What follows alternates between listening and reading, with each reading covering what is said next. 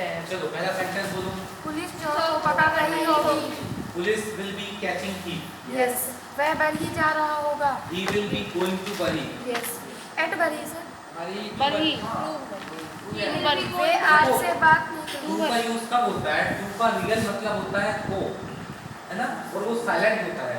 जैसे मैंने बोला कि वह बरी जा रहा होगा, तो वह बरी को जा रहा होगा। वह स्कूल जा रहा होगा मतलब वह स्कूल को जा रहा होगा। वे मंदिर जा रहे होंगे मतलब वे मंदिर को। तो टू का मतलब क्या होता है? को। ठीक है, नेक्स्ट। वे आपसे बात नहीं कर रहे होंगे। They will not be talking you। चाहो तो टू लगा सकते हो, talking to you या talking you, है ना। स्पोकन में, इन spoken English we should not sincere about grammar। तुम्हारी मदद नहीं, रवि तुम्हारी मदद नहीं कर रहा होगा। Ravi will not be helping you। क्या वह इंग्लिश सीख रहा होगा? Will he be learning English? क्या वे आपको धोखा नहीं दे रहे होंगे? Will they not be cheating you? वह मोबाइल क्यों चुरा रहा होगा?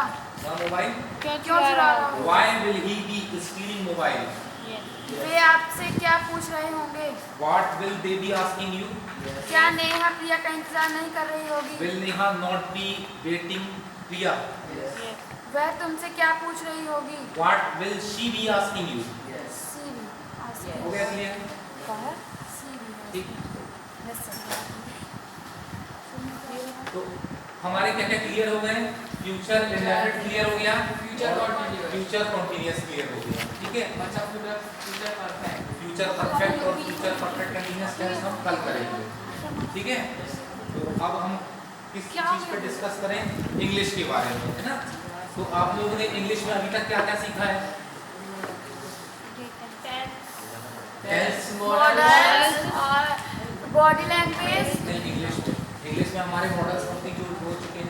There are 21 मॉडल्स here, है ना। 21 मॉडल्स पढ़े हमने। क्या क्या पढ़े हैं? is, am, are, was, were, has, have, had, can, could, shall, should, will, would, may, might, dare, need, must, would, to, used to। ठीक है, 21 मॉडल्स पढ़े हैं। टेंस पढ़े हैं हमने। अभी प्रेजेंट इंडेफिनिट पढ़ लिया है, कंटीन्यूअस, परफेक्ट और परफेक्ट कंटीन्यूअस, पास्ट के चारों पढ़ लिए हैं और फ्यूचर के 2 पढ़ लिए हैं। ठीक है बेटा, क्या हो गया नैन्सी? क्या बात कर रही है? सर ये बोली कि ये वाला गलत है। क्या हो गया? गलत है सर, ये बता रही थी। अच्छा, गलत है।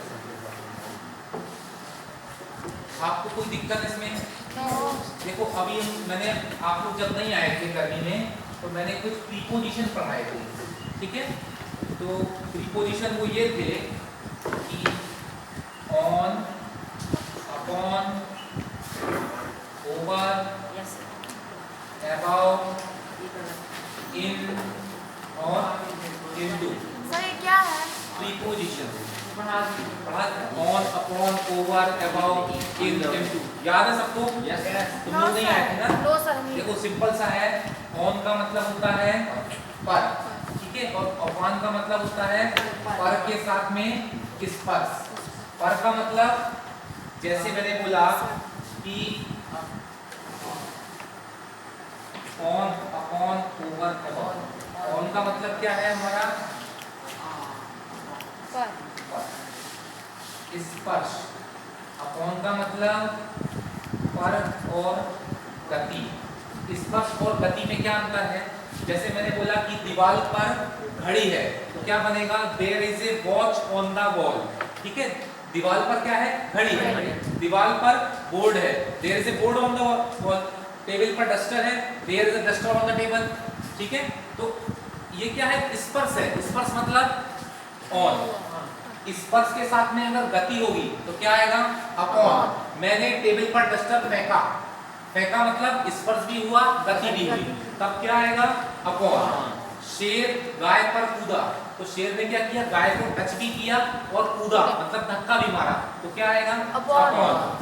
अंकित ने या कृष्णा ने अंकित को झापड़ मारा या कृष्णा ने अंकित को झापड़ मारा, किसी ने भी एक दूसरे को मारा, तो झापड़ मारने का मतलब क्या हुआ? टच भी हुआ और गति भी हुई है। प्रिंसिपल सर, टीचर आप लोगों को मारते हैं, अक्सर कुटाई होती रहती है ना, तो क्या होते हैं वो? स्पर्श भी होता है और गति भी होता है। कभी कभी पुराने जमाने में टीचर लोग चौक फेंक के मारते थे, तो चौक से क्या होता था? स्पर्श भी होती थी और गति भी होती थी। तो हो गया क्लियर? ऑन का मतलब सिर्फ स्पर्श लेकिन गति नहीं। अपॉन का मतलब स्पर्श भी होगा और गति भी होगी। अपॉन अब क्या होगा ओवर। ओवर का मतलब ऊंचा, कितना ऊंचा, कम ऊंचाई पर, मतलब हमको ऊपर से नीचे की ओर जब आएंगे तो क्या यूज होगा ओवर। जैसे छत है ना, हमारे सिर के ऊपर छत है तो क्या बोलेंगे there is roof over our heads. हमारे सिर छत है, छत ऊपर से नीचे की ओर आ रही है, कम ऊंचाई पर है तो क्या यूज करेंगे ओवर। अधिक ऊंचाई के लिए क्या यूज करेंगे हम अबव। जैसे आसमान के ऊपर या आसमान में तारे हैं, there are stars above the sky, है ना, सीमा के ऊपर, सीमा मतलब बाउंड्री, सीमा के ऊपर हवाई जहाज उड़ रहे हैं तो aeroplanes are flying above the border. ठीक है, तो अधिक ऊंचाई के लिए क्या यूज करेंगे हम अबव। तो on, upon, over, above clear हो गया। इसके बाद आता है हमारा इन और इनटू। तो इन का मतलब होता है में और इनटू का मतलब भी होता है में। तो हमको कैसे समझ में आएगा कि इन कहाँ लगाना है और इनटू कहाँ लगाना है। इन मतलब में पहले से में, पहले से, और इनटू का मतलब बाद में। पहले से मतलब मैं कमरे में हूँ, I am in the room. ठीक है, जग में पानी है, पहले से है तो क्या आएगा इन। प्रिंसिपल सर अपने रूम में है, principal sir is in the room, principal sir अपने रूम में है तो क्या आएगा इन। लेकिन अगर मुझे बोलना है कि प्रिंसिपल सर रूम में आ रहे हैं, पहले से नहीं है, आ रहे हैं, तो आने के लिए क्या आएगा बाद में के लिए इनटू। लड़के नदी में तैर रहे हैं, पहले से तैर रहे हैं, boys are swimming in the river. लड़के नदी में कूदे, अभी पहले से तो नहीं कूदे ना, boys jumped into the river.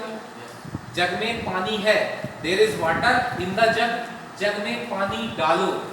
तो डालना, अभी हमने जग में पानी बाद में डालेंगे हम तो क्या आएगा इनटू, मतलब पहले के लिए इन और बाद के लिए क्या आएगा इनटू।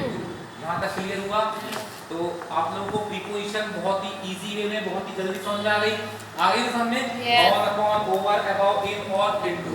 अब एक प्रीपोजिशन और है जिसमें आप लोगों को बार-बार कंफ्यूजन होता है। काहे में कंफ्यूजन होता है, एग्जाम में आती भी है। एक तो होती है विथ और दूसरा होता है बाय। बाय और विथ का यूज आता है प्रीपोजिशन में। देखो विथ का मतलब भी होता है साथ और बाय का मतलब भी होता है साथ। ठीक है, विथ का यूज हम कब करते हैं सजीव के लिए, सजीव मतलब जिसमें जान होती है, और बाय का यूज कब करते हैं हम निर्जीव के लिए जिसमें जान नहीं होती है। जैसे मैं बाइक से स्कूल आता हूँ तो क्या बोलूँगा, मैं बाइक से स्कूल आता हूँ तो बाइक क्या है निर्जीव है, तो क्या यूज करते हैं बाय। मैं बस से स्कूल जाता हूँ, आप लोग कैसे आते हो बस से स्कूल आते हो तो बस क्या है निर्जीव। ठीक है, लेकिन मैंने चाकू से आम काटा तो चाकू क्या है निर्जीव है, तो चाकू के लिए मुझे क्या लगाना चाहिए बाय लगाना चाहिए। लेकिन चाकू का इस्तेमाल मैं सजीव की तरह कर रहा हूँ। चाकू मेरे पास है और मैं आम काट रहा हूँ, मतलब मैंने चाकू को क्या किया एक सजीव की तरह इस्तेमाल किया। जब हम किसी निर्जीव चीज का इस्तेमाल सजीव की तरह करते हैं तो बाय की जगह क्या आता है विथ। मैंने चाकू से आम काटा तो क्या आएगा I cut the mango with knife. ठीक है, अगर मैं डंडे से किसी को पीटता हूँ, नॉर्मली क्या है डंडा क्या है निर्जीव है, तो क्या आना चाहिए बाय। लेकिन पुलिस ने चोर को डंडे से पीटा तो पुलिस ने डंडे का कैसा इस्तेमाल किया एक सजीव इस्तेमाल किया। चौक क्या है एक निर्जीव चीज है, बाय आना चाहिए। लेकिन जब एक टीचर चौक से लिखना चालू करता है तो कैसा इस्तेमाल होता है इसका सजीव की तरह, तब उस स्थिति में क्या आएगा विथ। तो आपको बाय और विथ में हुआ क्लियर, कोई दिक्कत तो नहीं नो। मतलब काफी अच्छे समझ में आया ना। इसी प्रकार वॉइस होते हैं, वॉइस भी बहुत इजी है, ज़्यादा दिक्कत नहीं आएगी, है ना। अगर मैं आपको समझाता हूँ तो बहुत इजी मेथड, देखो हर चीज़ के दो मेथड होते हैं, है ना। जैसे हम पढ़ते हैं, मैंने बताया था पढ़ने के लिए सबसे अच्छा समय क्या होता है विद्यार्थियों के लिए 5 बजे से 8 बजे तक का समय जो होता है वो सबसे अच्छा समय होता है सुबह का, है ना। आपको कभी भी 5 से 8 मतलब 3 घंटे कंटिन्यू नहीं पढ़ना है, 1 घंटा पढ़ो, 5 से 6 पढ़ो, 10 से 15 मिनट का ब्रेक लो, जो अच्छा लगता है व्हाट्सएप चलाना है व्हाट्सएप चलाओ, फेसबुक चलाना है फेसबुक चलाओ, कोई से मोटिवेशनल स्पीच सुनना है वो सुनो। 10 से 15 मिनट है ना, हमने 10 से 15 मिनट एंजॉय किया, फिर पढ़ने बैठे, फिर 1 घंटा पढ़े। तो जो 5 से 8 का समय है 3 घंटा, इसको अगर आप अच्छे से पढ़ते हो तो ये आपके 6 घंटे के बराबर होता है ना। तो जो आपका टाइम है 5 से 8 का टाइम, जो आप लोग स्टूडेंट अच्छे पढ़ने वाले हो, मूर्खों से तो कोई मतलब नहीं है, उनको पैसे कुछ भी कर दो तो कोई मतलब नहीं ना, लेकिन जो अच्छे पढ़ते हैं थोड़ी सी तैयारी करो और कोशिश करो कि 5 से 8 ब्रह्म मुहूर्त बोलते हैं ना हमारे यहाँ, ब्रह्म मुहूर्त। ब्रह्म मुहूर्त में क्या होता है, जितने भी भगवान होते हैं, स्पिरिचुअल पावर जिसको हम कह सकते हैं, स्पिरिचुअल पावर, अच्छे स्पिरिचुअल पावर जो होते हैं वो एक्टिव हो जाते हैं। तो उस समय क्या होता है, हमारा दिमाग, स्पिरिचुअल पावर एक ही दिशा में चलते हैं, और जब एक दिशा में चलते हैं तो हमारा दिमाग हमको बहुत ज़्यादा अच्छे से याद होता है। आप लोग कभी भी कोई चीज़ देखना 5 से 8 पढ़ोगे तो लंबे समय तक याद रहेगी और बहुत ईजी याद रहेगी, ठीक है। तो ये चीज़ का आप ध्यान रखना। दूसरी चीज़ मैं आपको ये बता रहा था कि हर चीज़ की 2 मेथड होती है, एक ईजी मेथड होती है, एक टफ होती है, ठीक है। मैथ्स, आप लोग मैथ्स पढ़ते हो, आपको वो टीचर अच्छे लगते हैं जो टीचर आपको इजी मेथड में पढ़ाते हैं, है ना। कोई भी 2 मेथड होती है, आप लोग एलसीएम निकालते हो, क्या कि मैथ्स के बारे में ज़्यादा नॉलेज नहीं है ना। तो 2, जैसे नरेशन, आपको मालूम है, you know about narration, direct narration और इनडायरेक्ट नरेशन। नरेशन के बारे में नहीं मालूम है, ये तो बहुत इंपॉर्टेंट चीज़ है narration, you should know this thing. Narration के बारे में, नरेशन की बहुत सारी विधियां मैं आपको पढ़ाऊंगा धीरे धीरे, अगर आपके कोर्स में होंगे नरेशन को पढ़ाऊंगा, ठीक है। आर्टिकल के बारे में मालूम है आपको, आर्टिकल मैंने पढ़ाया था तुम लोगों को, ए एन द का यूज, है ना, आर्टिकल।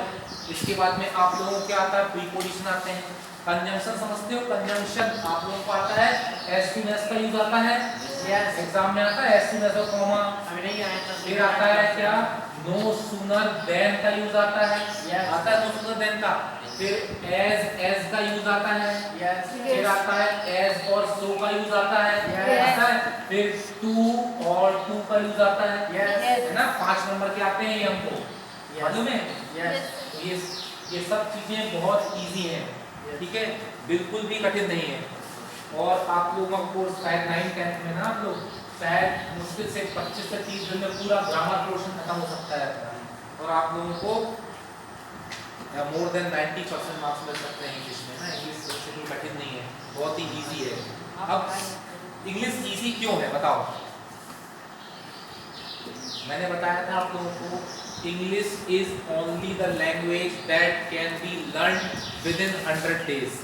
इंग्लिश दुनिया की सबसे सरल भाषा है, क्यों है, क्योंकि आप लोगों को सबको मालूम है इंग्लिश के बारे में, है ना। तेलुगु के बारे में नहीं मालूम है, मराठी के बारे में नहीं मालूम है, मलयालम के बारे में नहीं मालूम है, बंगाली भाषा के बारे में नहीं मालूम है, इंग्लिश के बारे में सबको मालूम है हमको, तो इंग्लिश ईजी है। चलो अब मेरे को इंग्लिश के बारे में कुछ बोल के बताओ। मैंने आप लोगों से कहा था I have given to your homework, you have to prepare about any subject whatever you want to prepare. Who is prepared about it till now, who can tell me, कोई बताएगा?